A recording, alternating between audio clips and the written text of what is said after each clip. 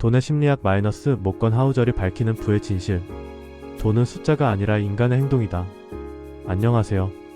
오늘 여러분께 소개할 책은 제 인생을 완전히 바꿔놓은 한 권입니다. 모건 하우절의 돈의 심리학입니다. 여러분, 우리는 그동안 돈에 대해 잘못 배워왔습니다. 학교에서는 재무제표를 읽는 법, 차트를 분석하는 법, 복리이자를 계산하는 법을 가르칩니다. 하지만 정작 가장 중요한 것은 가르쳐주지 않죠.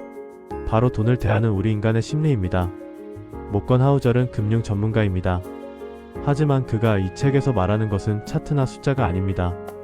그는 이렇게 말합니다. 돈을 다루는 일은 물리학이 아니라 심리학이다. 공식대로 움직이는 것이 아니라 인간의 감정, 자존심, 그리고 운이 뒤섞인 복잡한 심리의 현장이다. 이 책은 출간 즉시 전 세계적인 베스트셀러가 되었습니다. 수많은 자산가들이 인생의 책으로 꼽았죠. 왜일까요? 이 책은 우리가 왜 돈 앞에서 그토록 어리석은 결정을 내리는지, 그리고 어떻게 해야 그 굴레에서 벗어나 진짜 부자가 될 수 있는지 그 근본적인 답을 제시하기 때문입니다. 오늘 이 20분은 여러분의 인생에서 가장 가치 있는 경제 수업이 될 것입니다. 지금부터 모건 하우절이 전하는 20가지 위대한 통찰 중 가장 핵심적인 내용을 깊이 있게 파헤쳐 보겠습니다. 첫 번째 교훈, 누구도 미치지 않았다. 저자는 첫 장부터 강력한 메시지를 던집니다. 세상에 돈에 미친 사람은 없다는 것입니다. 여러분 생각해보세요. 우리 부모님 세대는 은행 예금만 해도 연 10% 넘는 이자를 받던 시절을 살았습니다. 그러니 그분들은 저축을 신성시하죠. 하지만 지금 20대, 30대는 어떻습니까? 은행 이자가 1%도 안 됩니다. 이들에게 저축은 바보 같은 짓처럼 보입니다. 그래서 주식이나 코인에 올인하죠. 누가 맞고 누가 틀렸을까요? 모건 하우절은 말합니다. 둘 다 맞다. 각자 다른 경험을 했기 때문이다. 우리는 각자 다른 시대에 태어났습니다. 1970년대의 주식시장의 호황을 경험하며 20대를 보낸 사람과 2008년 금융위기를 겪으며 사회생활을 시작한 사람의 돈에 대한 관점은 하늘과 땅 차이입니다.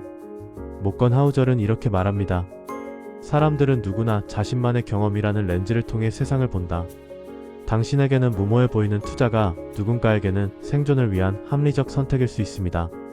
반대로 남들이 다 하는 안전한 저축이 누군가에게는 기회비용을 날리는 어리석은 짓으로 보일 수도 있죠. 그래서 중요한 것은 이것입니다. 내가 내리는 결정이 객관적인 진리가 아니라 나의 과거 경험에 의한 편향일 수 있다는 사실을 인정하는 것입니다. 타인의 투자 방식을 비난하기 전에, 그리고 나의 실패에 좌절하기 전에 우리는 각자의 배경이 다름을 이해해야 합니다. 부자가 되기 위한 첫 번째 단계는 바로 이 심리적 겸손입니다. 두 번째 교훈, 운과 리스크를 인정하라. 부의 축적에서 우리는 노력을 신성시합니다. 하지만 저자는 냉정하게 말합니다. 성공은 노력의 산물이지만 운과 리스크라는 보이지 않는 힘이 항상 작용한다. 그는 빌 게이츠의 사례를 듭니다. 빌 게이츠는 천재였고 엄청난 노력을 했습니다.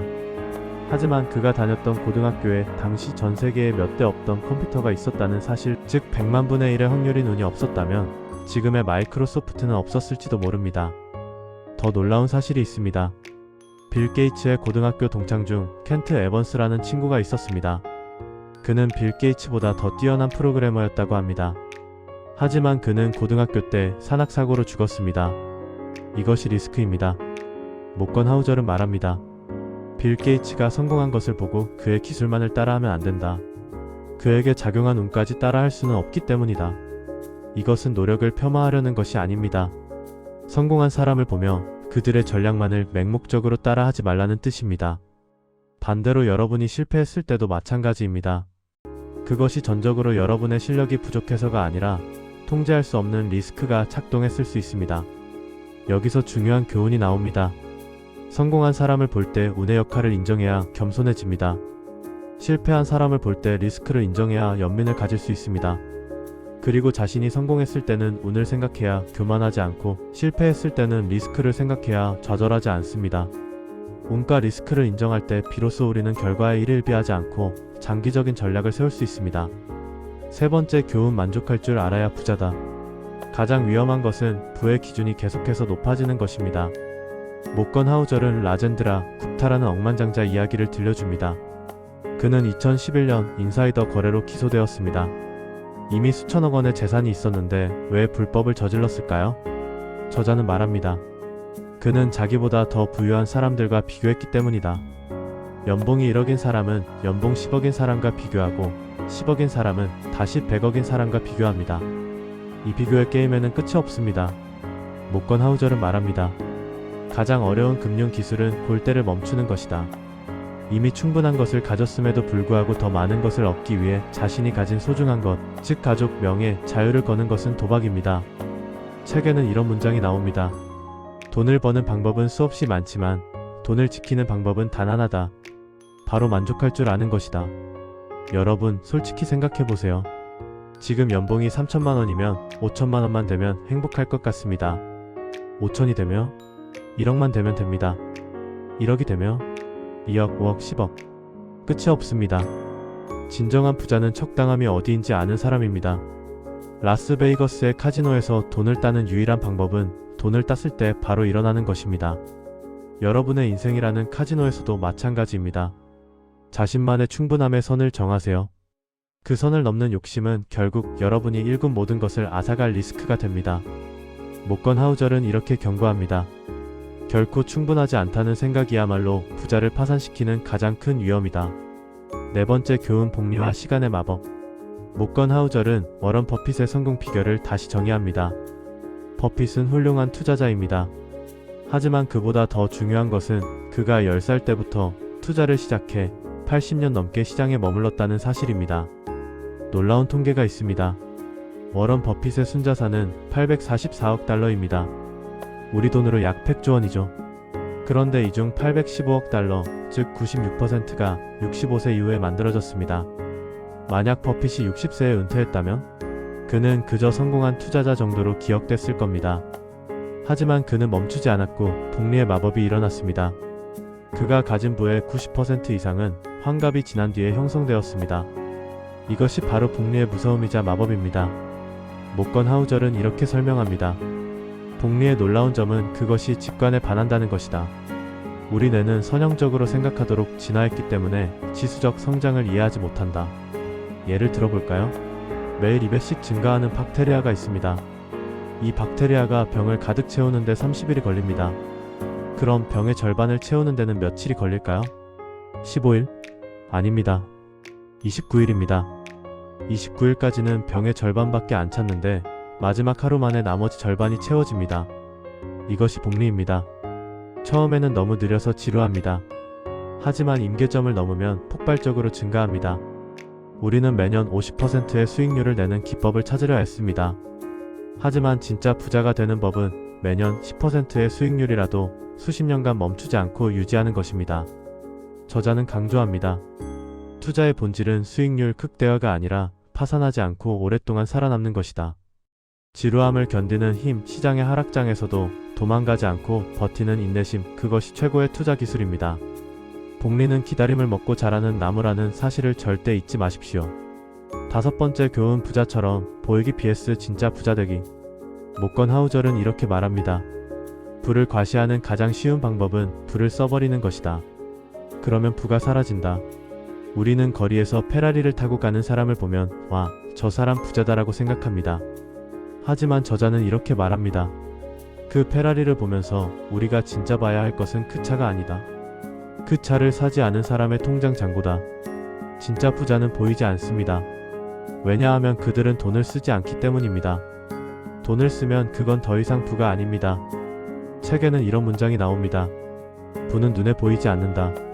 부는 아직 사지 않은 차, 아직 사지 않은 다이아몬드, 아직 포기하지 않은 지위다.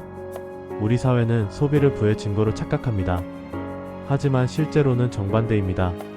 소비는 부가 사라지고 있다는 증거입니다. 모건 하우절은 말합니다.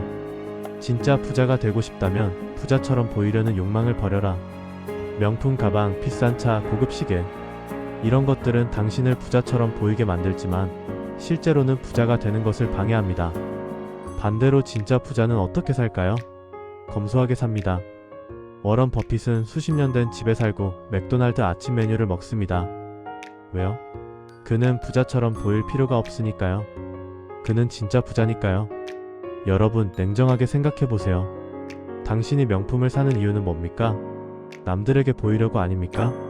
그럼 당신은 지금 부자가 되는 게 아니라 부자처럼 보이는데 돈을 쓰고 있는 겁니다.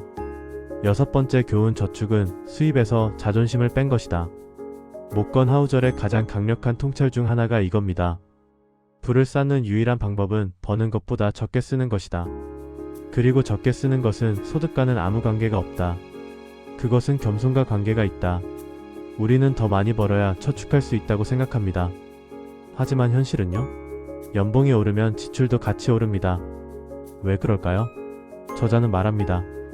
자존심 때문이다. 연봉이 오르면 우리는 그에 맞는 생활 수준을 유지해야 한다고 생각합니다. 더 좋은 차, 더 넓은 집, 더 비싼 옷. 이게 바로 자존심입니다. 저축의 공식은 이렇습니다. 저축은 수입에서 지출을 뺀 것이다. 하지만 진짜 공식은 이겁니다. 저축은 수입에서 자존심을 뺀 것이다. 목건 하우절은 이렇게 말합니다. 당신보다 돈이 적은 사람이 당신보다 더 많이 저축할 수 있다. 왜냐하면 저축은 소득의 문제가 아니라 자존심의 문제이기 때문이다. 책에는 놀라운 사례가 나옵니다. 청소부로 일하던 로널드 리드라는 사람이 있었습니다. 그는 평생 최저임금을 받으며 살았습니다. 하지만 그가 죽었을 때 그의 재산은 80억 원이었습니다. 어떻게 가능했을까요? 그는 자존심이 없었습니다. 남들이 뭐라든 상관하지 않고 검소하게 살면서 모든 돈을 저축하고 투자했습니다. 반대로 고소득 전문직들이 파산하는 사례도 많습니다. 왜요? 자존심 때문입니다. 의사니까, 변호사니까 이 정도는 써야 한다는 자존심이 그들을 파산시킵니다. 저자는 당부합니다. 저축하고 싶다면 남에게 잘 보이려는 욕망을 버려라. 당신의 경제적 자유는 남들의 시선보다 훨씬 중요하다. 아우트로 돈이 주는 최고의 배당금은 자유다. 마지막으로 여러분께 묻고 싶습니다. 여러분은 왜 부자가 되고 싶으신가요? 비싼 차를 타고 싶어서? 넓은 집에 살고 싶어서? 명품을 사고 싶어서? 목건 하우절은 말합니다. 돈의 진정한 가치는 물건을 사는 것이 아니다. 자유를 사는 것이다. 내가 원하는 시간에, 내가 원하는 장소에서, 내가 원하는 사람과 함께하고 싶은 일을 할 수 있는 자유. 이것이야말로 돈이 우리에게 줄 수 있는 최고의 배당금입니다. 저자는 이렇게 말합니다. 행복을 만드는 가장 강력한 요소는 자신의 삶을 통제할 수 있는 능력이다. 그리고 돈은 당신에게 그 통제력을 준다. 핵심을 정리하겠습니다. 하나, 당신의 경험이 당신의 투자를 결정한다. 겸손하라. 둘, 성공에는 운이, 실패에는 리스크가 있다. 결과에 집착하지 마라. 셋, 충분함을 알아야 진짜 부자다. 골대를 멈춰라. 넷, 복리는 시간이 만든다. 오래 살아남아라. 다섯, 부자처럼 보이지 말고 진짜 부자가 되어라. 여섯, 저축은 수입이 아니라 자존심의 문제다. 이 자유를 얻기 위해 우리는 자존심을 내려놓고 저축하며 복리의 시간을 견뎌내야 합니다. 오늘 이돈의 심리학 수업이 여러분의 삶에 작은 균열을 내었기를 바랍니다. 숫자에 집착하기보다 여러분의 마음을 다스리는 부자가 되시길 진심으로 응원합니다. 영상이 유익하셨다면 구독과 좋아요 부탁드립니다. 여러분의 경제적 자유를 향한 여정의 끝까지 함께하겠습니다. 감사합니다.